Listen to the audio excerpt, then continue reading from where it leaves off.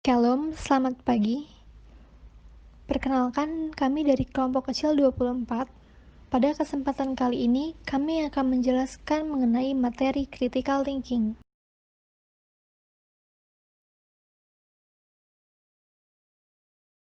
Namun sebelum itu, perkenalkan ini nama anggota kelompok kami. Jadi yang pertama adalah berpikir kritis. Apakah berpikir kritis itu?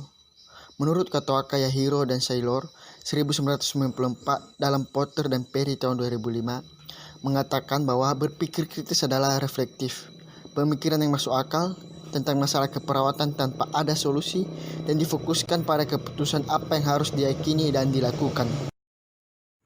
Pentingnya berpikir kritis bagi perawat menurut Potter dan Perry 2010. Berpikir kritis penting dilakukan sebelum mengambil keputusan dalam asuhan keperawatan karena merupakan salah satu metode ilmiah dalam menyelesaikan masalah dengan klien atau pasien.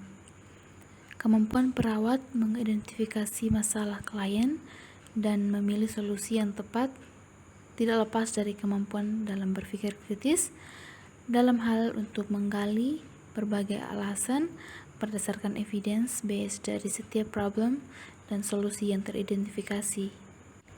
Dalam berpikir kritis tentunya akan muncul berbagai perspektif atau pandangan yang berbeda-beda. Dalam hal ini, perawat mampu mengidentifikasi pandangan perspektif yang bersifat ganda atau dengan bersifat data, dan perawat juga dapat mengidentifikasi perbedaan-perbedaan atau kesenjangan-kesenjangan informasi dan mengidentifikasi fakta yang ada berdasarkan sumber yang benar.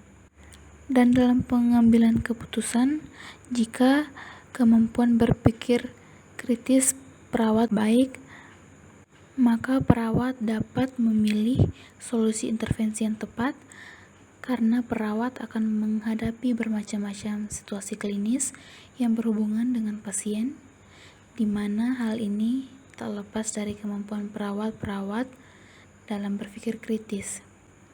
Karena dengan berpikir kritis, secara kritis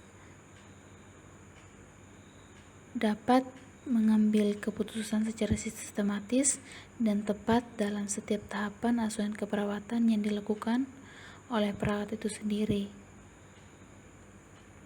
Jadi, kemampuan untuk berpikir kritis sangat dibutuhkan oleh seorang perawat dalam mengambil keputusannya dan dalam menentukan tindakan medis dalam menghadapi berbagai situasi.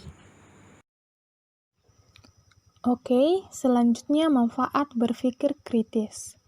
Berikut ini merupakan sejumlah manfaat yang kita dapatkan dari berpikir kritis di tempat kita kerja, yaitu seperti 1. Mengenal bias untuk memandu pengembangan diri. Yang kedua, berkontribusi pada tim lewat ucapan maupun tindakan. Yang ketiga, mendapatkan penghargaan dari manajer dan rekan sejawat. Yang keempat, mengembangkan solusi terbaik untuk masalah klien. Yang kelima, mendapatkan pemahaman yang lebih baik tentang motif klien ataupun pasien. Yang keenam, menyempurnakan layanan perawatan lewat pemahaman yang lebih baik akan kebutuhan klien. Kemampuan kritis setiap orang berbeda-beda. Hal ini didasarkan oleh banyaknya faktor yang mempengaruhi berpikir kritis setiap orang. Menurut Rubenfeld dan Schaeffer tahun 1999 dalam Mariam Setiawati Ekasari, ada 6 faktor yang mempengaruhi berpikir kritis. Yang pertama, kondisi fisik. Kondisi fisik mempengaruhi kemampuan seseorang dalam berpikir kritis. Ketika seseorang dalam kondisi sakit, sedangkan ia dihadapkan pada kondisi yang menuntut pemikiran matang untuk memecahkan suatu masalah. Tentu, kondisi seperti ini sangat mempengaruhi pikirannya sehingga seseorang tidak dapat berkonsentrasi dan berpikir cepat. Yang kedua, keyakinan diri atau motivasi. Lewin dalam Mariam Setiawati dan Eka Sari mengatakan motivasi sebagai pergerakan positif atau negatif menuju pencapaian utama. Motivasi merupakan upaya untuk menimbulkan rangsangan.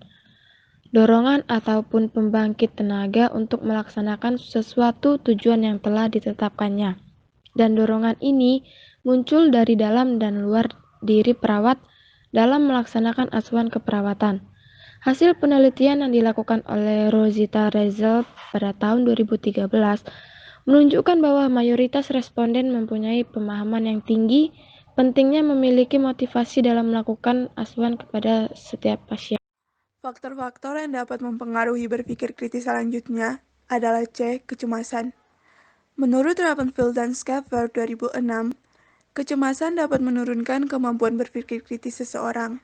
Dan juga, hasil penelitian yang dilakukan oleh mayoritas mahasiswa yang mengalami kecemasan berat dengan persepsi yang buruk. Sehingga dapat disimpulkan ada hubungan yang signifikan antara persepsi dengan kecemasan.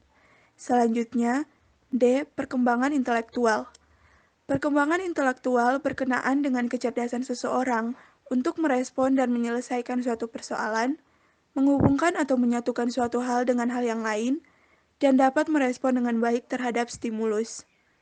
Berdasarkan hasil penelitian Papalia 2009, perawat yang mempunyai intelektual yang baik akan menerapkan berpikir kritis sebesar 3,5 kali lebih tinggi dibanding dengan perawat yang belum memiliki perkembangan intelektual yang baik.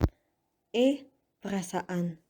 Perasaan atau emosi biasanya diidentifikasikan dalam satu kata, yaitu sedih, lega, senang, frustasi, bingung, marah, dan seterusnya.